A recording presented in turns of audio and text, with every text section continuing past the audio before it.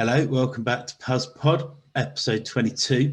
As you may have noticed, there is no Phil this evening. It's just me, lucky you.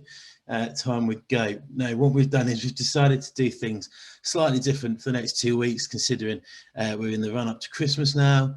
We're all full goo as well with the rugby because we're back playing from the 9th, and that's across all three senior teams and also our academy. So the first game is on the 9th of January, and the seniors have got Southall, the first and the third in Southall, the second at Pavs. Hopefully we'll be able to get 3 teams out and play 3 teams plus the academy, which will be absolutely mint. On that note, if you are listening to this and you would like to come and play a game of rugby, it might be slightly different rules, but it's a good way to ease ourselves back in because all of these are technically friendlies at the minute. We can kind of have a little bit of a rolling situation if we get enough players. So if you want to get involved, either you can come up to training, or you can get in contact with myself or Phil or Nate or anyone at the club who will be able to point you in the right direction of making yourself available. So that'd be great, back playing rugby. Obviously, there's no one here to discuss the fact that last Sunday we nail-bitingly just about as a country, not us as Pavs, beat a second or third string French team. I don't know about you, but somewhat exciting, somewhat nerve-wracking, somewhat disappointing. I was hoping to see a Le Bleu kind of crushed, but we didn't do that, but they did what they needed to do. There's a lot out there about the nature of the games now with the kick-in and whatever. I'm not going to try and be nosy, but what I'd like to say, Faz, if you're listening, come round, mate. I'll give you some lessons how to kick under pressure. Don't worry about it. What we're doing in this episode, and obviously next episode as well, we've got some best bits going on. We thought we'd look back because we're now over 20 episodes. We probably should have done one last week, but we want to talk to Tom Walton. So we've got some best bits this week, best bits next week. Our first best bit as such is, as I am here on my own and I am conscious not many people will, well, you might know who I am by now, but you might not know much about me. I introduced myself to a fair few people in various different ways, and we're lucky to have from a Coventry winger on Max Trimble. Trimble was training with us for a bit in pre-season, and he just reminisces about the first time he met me. Go. Have you heard the story of when I first met you? I presume you were there.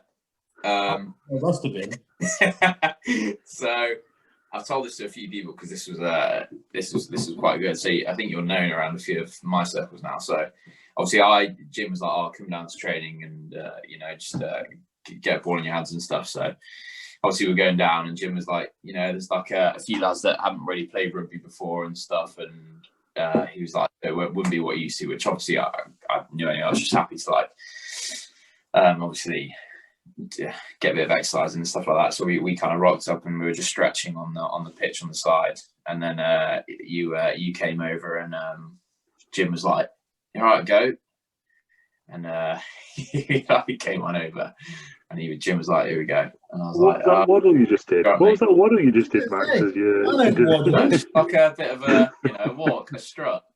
Swag. I've got the swag. That's right. And you came over, and Jim was like, "You're right," and you were like, "Not really." And he was like, "Why?" And you were like, "Just coughed last night's kebab out my arse." All right, and I was like, "Fucking hell!" I was like, "Whoa." Monday, what was it? Tuesday night. So I was like, "Okay, there we go. It's kebab Mondays." All right. I was there. I was in that circle of people. Every athlete's pre-match diet. To be fair, yeah. The worst one was, that was bad. The worst one was I turned up and I got told I was doing the Bronco, and I'd had 2 Rustler burgers beforehand because I was hungry. I remember, yeah. Yeah, but didn't you crack open a can of Guinness during that? While other people were doing that, I don't think it was. That was it, yeah. Because I remember doing a Bronco and I heard a can open and I was like, stupid me thought it was like one of those like pre-workouts or like a relentless count or something. I turned around and it was you just seeing off a Guinness. Yeah, there was one. But you were in full stash. That's why I was confused, because I was like, is he doing the Bronco just had a break, or what's going on here? No, I'm very good at having a niggle when it comes to Bronco week. That's how Trimble met me. And I don't always have kebabs on a Monday night before training. It was a special occasion. The sun was out and I hadn't wet myself that day. So the best bit number 2, if we think back all the way back to the 3rd episode, we had Mr. Alex Barton, Midlands Player of the Year. We just talk about a little gig he went to, and somewhat that impacted his Saturday. All right. We have had an influx of stories and questions and stuff. I can see you starting to quiver a little bit. The 1975 kept coming up.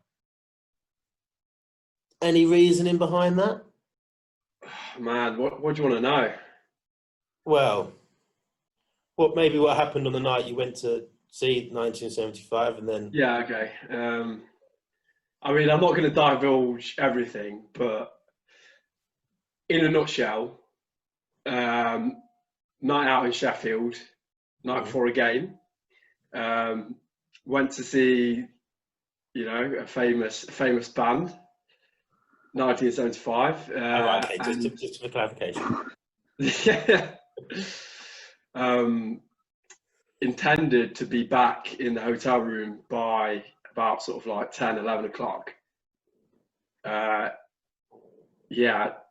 didn't quite make it back in time, we'll say that. And then sort of flash forward a bit, the next morning, I remember being taken to, we had a game against Rugby Lions away. And at the time, I think I was, just still living at home. So my parents were taking me, thankfully. No. I was in no states drive. I was meant to be taking you. Really? Yeah, I think so. Okay. Perhaps you can shed some light on that then, because I thought that it was my parents through and through, because my mates literally, they took me back to my house and then my parents took me to the game. So I didn't realise that we had like arranged lifts or anything, to be fair. I think you were going to come with me. Yeah. And then I messaged you in the morning saying, are you sweet to leave at 12 or whatever? Yeah. And you went, no. And didn't really give me an answer. And you said, I'll get there by myself. So, okay. Oh man, that's surprising. I'm sure, like the one thing I do remember of that morning is that I'm sure I left before 12, but probably didn't, because I didn't get there on time, did I? No, so yeah, you finish your, and I'll give you the players' side. So I get to the game against Rugby Lions, and obviously give you a bit more context here. So this is our sort of promotion winning season. So there's a lot at stake here, and every game is a must win. We're sort of at the top with Kettering, fighting over the automatic. Get over to Rugby Lions. I'm late. On the journey there, I had a message from Nathan. In fact, I actually sent him a message telling him I was going to be late. He said, "Is this a joke?" And I was like, I think he said like, "Oh, have you been raped or something like that? Facebook raped." And I was like, "No, I'm going to be late, mate. Sorry."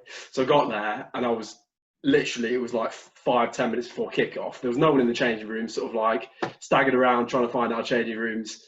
Got there eventually. Saw, I think the only people that were in the changing rooms at the time were Stevie, who was having some strapping done of some sort. He could have been there for about an hour. You wouldn't have known. Yeah, exactly. And obviously Kim was there with him, helping him with the strapping. So I got there, and I remember looking at Stevie, and I didn't say anything. Stevie looked straight back at me, didn't say anything either, and he just gave me the shittest look going. And I kind of like looked at him, and then like sort of I couldn't bear it, so I just sort of like looked away, looked at the floor, and at that point I was like, shit, like I've fucked up here. So then like I remember talking to Kim straight after, because I couldn't bear to go outside and sort of like, you know, be with all the lads, to be fair, because I knew that I'd, you know, screwed up. So I remember talking to Kim, and Kim literally just gave me a load of food to try and sort of like, because I was feeling really ill at the time. So she's trying to sort of like, not sober me up, but, you know, make me feel a bit better, line my stomach a bit. So obviously seeing her, and then I came outside and just sort of like sat on the bench for the rest of the game. The game started, I was just there on the bench watching. Rest of it's a blur, really, to be honest. I know that we won the game, and I think Christian Murphy was lucky because Christian Murphy, fellow winger, was meant to be, I don't think he was meant to be playing, but last minute Nathan called for him to be on the bench. Thankfully he turned up and he was on the bench. And obviously I wasn't in a state to play, so he literally just a straight swap. And I remember sort of like midway through the game, Chris scored a try, and I remember my name being called out on the tannoy. And I was, yeah, so like, that's pretty much all I remember from the game, apart from every now and then Nathan would turn to me and just be like, "Bart, just keep drinking water, mate." That's literally about it, to be honest. And then after the game, talking to a couple of the lads, I think we stopped the game once we finished and we won, thankfully. Although it was a tight game, then, you know, we would have fought looking at that game ahead. So, yeah, I remember sort of like walking into the change rooms and just literally just saying like, "Lads, so sorry," just like apologizing to everyone, because obviously, like, as I said earlier, every game was a big game. So I was just like massively sort of like annoyed with myself and the fact that I could have let the team down as well. So I just felt like I had to sort of like go and apologise to them. And I give credit to Mount Call here as well, because he did advise me to do the same. So I was talking to him about it and he said you should go in and do it. So yeah, fair play. Yeah, but that's it in a nutshell. I don't know if Phil has anything more to add. I was going to say, yeah. Philip. So because I received that sort of blank text message of no, and you text me just saying no, and then I was like, "Oh, that's weird. Oh well, maybe like he's going off somewhere afterwards or whatever." So I drove to the game, and I think Nige might have been the only person to arrive before me. I was there quite early. Sat down, let's start filtering in, and Nathan walks over to me, and obviously me and Nathan do quite a lot of private talking during match days and stuff. He goes, "Barnes just messaged me saying that he's not going to be here on time," and I was like, "Oh, what a fucking prick! He's fucking useless." I told him he should get this with me, and then anyway, we obviously didn't know what had happened. And then it slowly became clearer and clearer that Barton had been out. I think some of the lads knew you were going to the 1975 or something. You know what? Or Christian knew, or something like that. I think Josh knew, because I remember him sending me a Snapchat before. I think it was, I was in the hotel room ready to go out, and he sent me a Snapchat saying like, "Oh, don't forget you got a game tomorrow, Barton." So I think Josh knew. Oh, right, so it might be Josh. So we were all like, well, he's gone and got pissed, or, you know, or something bad's happened to him in the hotel or whatever. So we were all like, oh, for fuck's sake. So we kind of we didn't think he was going to get there for kickoff. So we'd already kind of conceived that we were having to play this game with 17 players rather than 18, and get ourselves ready. So from like the players' point of view, we'd already sort of put it down to a loss, if you like. The Barton wasn't going to play. So I just remember, I can't remember when we found out that it was because he was pissed. I think it might have been just before we went out to warm up or something. And everyone was just like, "What a prick, fucking idiot." It was quite funny. And then, yeah, it was just, the game was actually not that close, which shows how bad Barton was. We ran away with it quite a lot, and then they scored 2 late tries, which were sort of just because we were a bit fatigued, and you know, the game was over. So it wasn't that close a game, but yeah, it definitely scarred Barton for a while, I think, with his. Still scarred, mate. Honestly, still scarred. Well, you still do the kit, don't you? At the end of every game, Tom, yeah, it's literally who's on kit. And then they'll be like, some of the lads who, you know, screwed up in the game, their names will be put forward, and then at the end of it, it's always 1975. It's always brought up. Well, I think you So I deserve think it, really. So if the rules are, if you get yellow carded or red carded, you're on kit, It's fair enough. which is fair enough. But anytime there's no red cards or yellow cards or like an absolute catastrophic incident that someone should be reprimanded for, everyone just goes, "Who's on kit?" And then it was like, Barton's on kit. To be fair, I think I've made up for it now, but No, each their own, eh? you've got another 10 years, mate, I think. Well, I mean, I do think you've got there's a lot of dicks as well that are just going to keep me filtering down the teams in about 5 years' time, 10 years' time, and you'll still be able to do kit if you want to do kit. I mean, we're happy with that. But, I mean, this You do kit season, for the threes. you can come and do the kit for the threes if you want. It would save Tom Casey a job. That's what you learn, kids. Learn from Barton's mistakes. Don't go and see the 1975. I personally think they're terrible.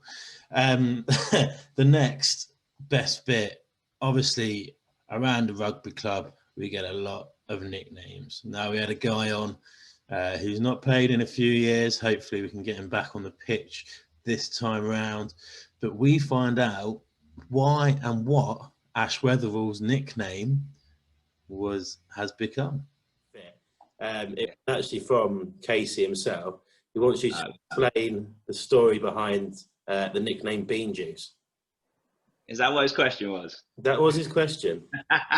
And to be honest, I'm not sure, if I'm honest. I thought about this and I thought, where the hell does that come from? And all I could think of was Nath one time when we was training. He just goes, Ash, Ash. And I was running off and he went, put your arms in the air like that. And I went like that. And he went, bean on a fork, bean on a fork. And then I think someone tagged onto it. And then I was like, fuck yeah. I was like, bloody hell. I thought, oh, that's going to come on. And I'm sure George or someone then, or Rich or someone just went, Bean Juice. Or Will Crosley probably, actually, out of everyone. And then that was it. Boom. Bean Juice was just, or whatever else they want to say. But yeah, that is where I think it came from. But all of a sudden it started happening one weekend. Everyone was like, Bean Juice, Bean Juice. I was like, bloody hell. To be fair, I didn't know that was your nickname, to be honect. And I've known. No, I didn't. It's only rugby lads that call me that, but like usually it's Ash. Do you know what I mean? Nicknames do tend to stick quite hard at behaviours, however irrelevant to that person they are. So there's a lad in the academy whose nickname is Mushroom, and there is no reason for his nickname. That I don't know any reason why he become Mushroom. There's no like legitimate reasoning behind it, but he is now Mushroom, and he's never going to shake it. So next is the unlovable / lovable scrum half, Jonty Green. We'll see what Jonty has to say this time, because he always has something to say. Another question that came in was from Sam Ward. I'm not sure if this is just a random question or if there's something behind it. Who's your favourite Lord of the Rings character and why? Gimli. Gimli. Always. He likes salted pork. Pardon? Because he likes salted pork. Sam will understand that he loves playing the horn. Okay. This came from, we went down to that epic photo that you've commented on Facebook of myself, Sam, and Josh before we hit puberty.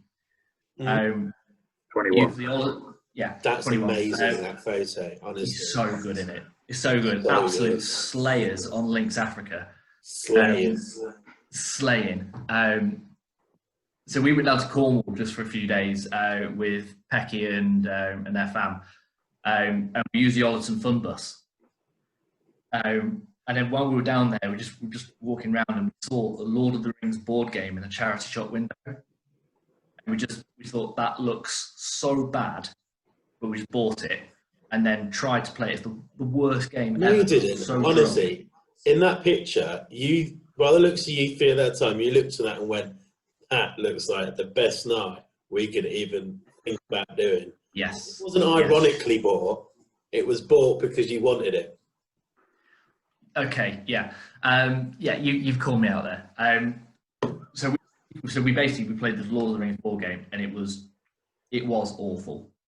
And we had like Lord of the Rings music in the background the whole evening. That night, we we loved it. I'm going to put it out there, that night none of you got laid. No. Oh, Slayers, absolute Slayers. The only thing you were slaying was orcs. That was it. Period. Well, nice. Topical. It's quite funny actually because we were actually sleeping in the fun bus. Have you been on some fun bus? no, you might want to explain to non-Ollerton knowledgeable listeners. Yeah. The Ollerton fun bus is a clapped out Ford Transit or big van with a load of crap seats in the back. It's an absolutely disgusting van, but it's done some miles. But it's effectively the bus that you drive to a rugby game. One person will drive on the way back, and then everyone else just gets absolutely shit-faced. It is a very good idea. It's a really good idea. I genuinely think we should do it. Yeah, no, there has been talk about it. There has been talk about it. I think all squads have talked about it.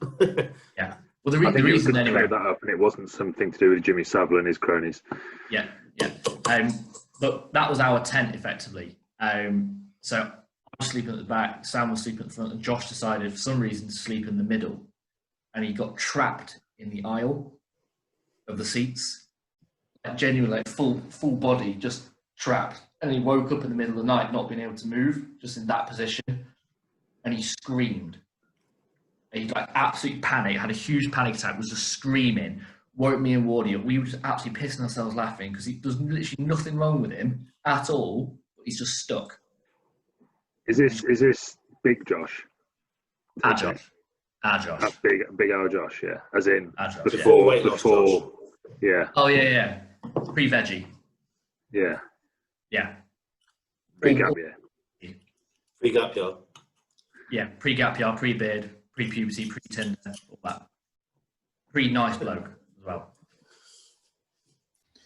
That was John T. There's only one person next really which would fit to speak to or to listen back to, not speak to, because he's not here. As much as he tries to get here, we've spoken to John T, so it's only fair now we speak to Jim. So you apologised in that situation, but there's another situation. I know you could have controlled your actions because we've had this conversation. I want to take you back to a Nottinghamshire versus Leicestershire 2020 cricket game. And, and you know, because you only told me, you were begging me to come on the podcast, and then you told me this story. And then you regret me this story. I instantly, did you see, remember my face? I was like, oh no. So, talk us through what happened at the 2020. So I've got to, but never mind. I'll just say that it was probably 3 or 4 years ago. At Nottinghamshire Leicester T20, sat in the crowd, right? Got like pint here, sat in the crowd, and this bloody kid, like 2 or 3 rows ahead of me. Nottinghamshire were winning all game. It's getting towards the end of the 2020. So you know how many drinks you've had by the end of the 2020. So picture me with that many of them just sat there and said, anyway, this kid a few rows ahead of us. Leicestershire start getting on top and start winning. This kid turns around and is like, Leicestershire! Oh, Leicestershire! He's ginger, he's got glasses. And I'm like, shut up, mate. Anyway, he keeps going on. They hit another 4. Yeah! He's there with like his dad and like maybe a couple of brothers and like a few. And he's like, keeps turning around the whole crowd like, yeah! And I'm just like, I'm just going to speak one with. I'm like, right, I hate this shit. Like, will he just shut up? Like, this is unbearable. Anyway, he's trying to watch the game. And he's like, yeah. Anyway, they win. He's like jumping around, yeah. I'm going to kill that kid. I'm going to kill that kid. Anyway, the game finishes. All stand up. Don't forget it. Walking up. Anyway, I'm gone to the toilets. And if you know you're in a cricket game and you're queues for the toilets, and I've got in, done my business, come back out. I'm waiting for everyone else. So I'm like this, chatting to my mate. Anyway, I see coming out of the toilet this kid, right? And he stopped, just put to the side of the door, really waiting for his dad or his brother. And I'm like, and I go like this, watch this, watch this. Walk over to this kid, pretend I'm going in the toilet, and as I get to the door, half a pint, I go, whoa! Fake to trip, and just launch a pint in his face. Right? But he is soaked. He's absolutely soaked. And I've instantly been like, I was like, oh my God, I'm so sorry. And I start like dabbing him. I'm like, yeah, and he's like, it's okay. And I'm like, oh, I'm so sorry. Right, into the toilet, straight back out, come back out. Sorry, mate. I'm like, oh. Anyway, his dad comes out of the toilet. He's like, what's happening? He like points. I'm like, sorry, empty glass. And they walk off. But then I was like, carried on with the night. Woke up the next morning, and I'm like, did I throw a pint on a 12-year-old kid last night? There's worse that's happened, but yeah. Yeah, it's quite good. I mean, I'm glad you only threw your pint on him. I was worried where that story was going for a minute. when I said I went to the toilet. Yeah.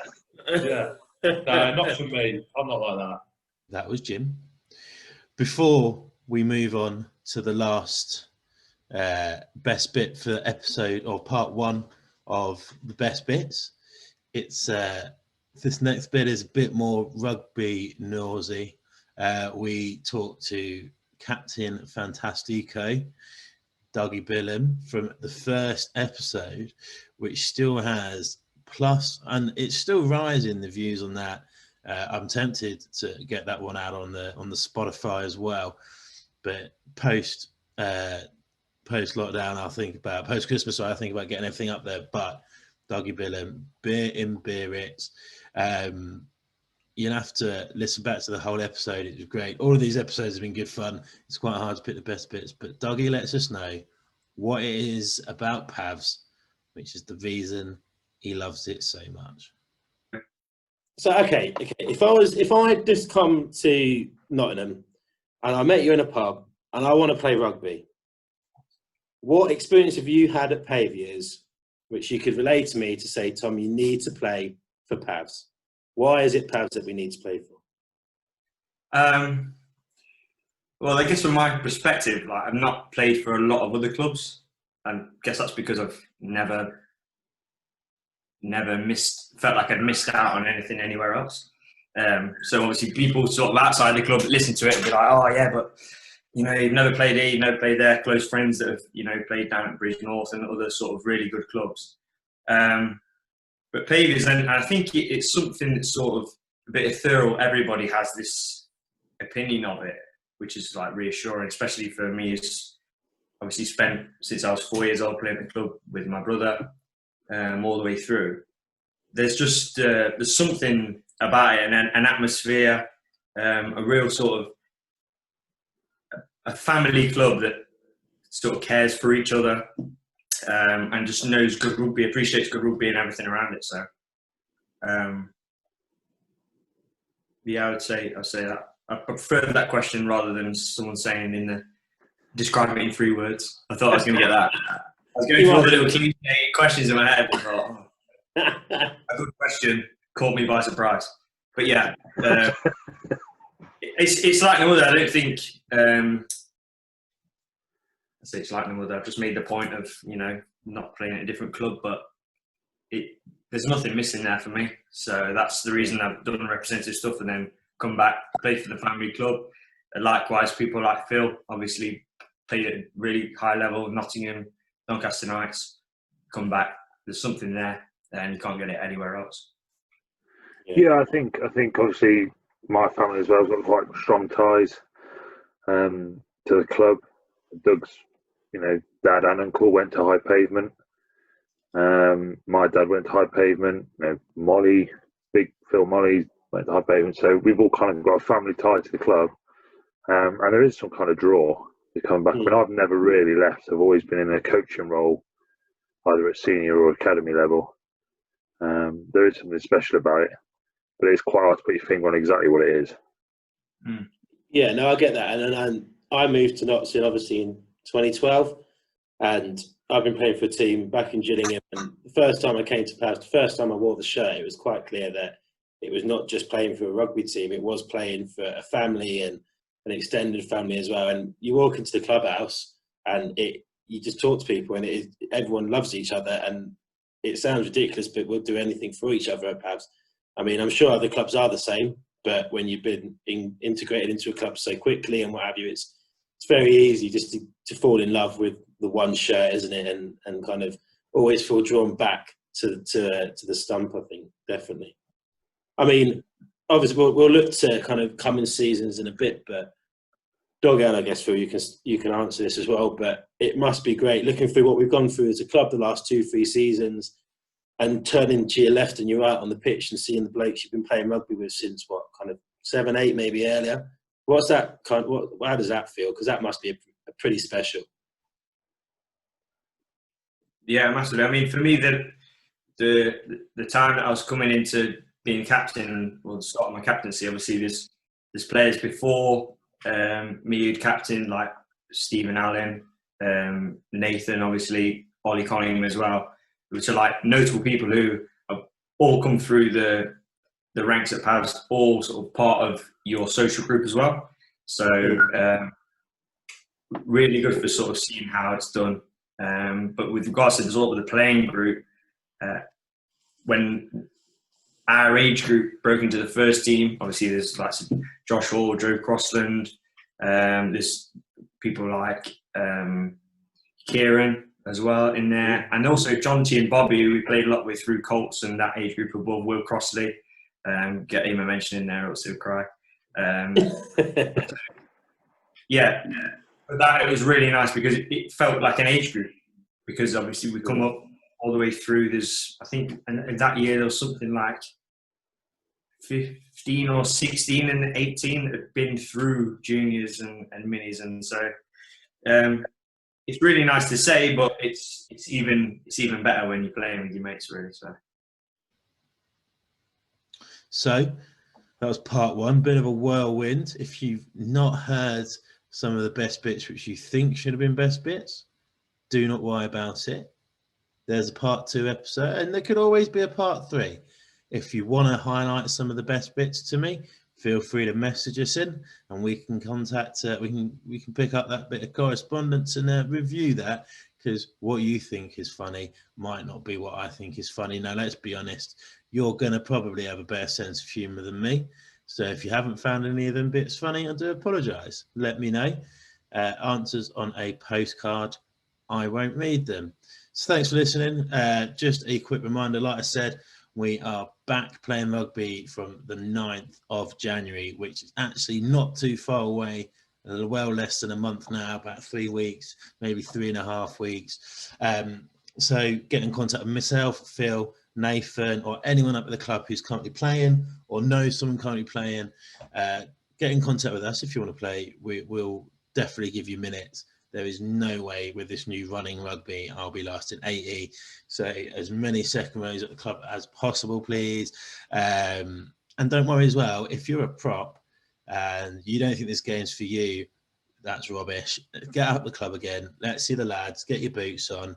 Let's start prepping as well for when we do go back to full contact, full rules rugby, which probably isn't going to be too far away now in the grand scheme of things. So get up the club, let people know if you need any help getting up the club, and we'll see you there. Also, quick plug why you can also now buy a Brit. You might have seen the presentations gone out on the socials and on the website for Buy a Brit, which is part of the 2022 fundraising initiatives, which would be good. You can again, that's £200. Again, you can pay direct debit or all out, and you get to write what you want. I've been told it's write what you want. One assumes it's within reason, but I'm sure you can submit something, and if it's trash, they won't put it up there if it's not appropriate. But yeah, so have a look at the website. Remember, this is Pavs Pod.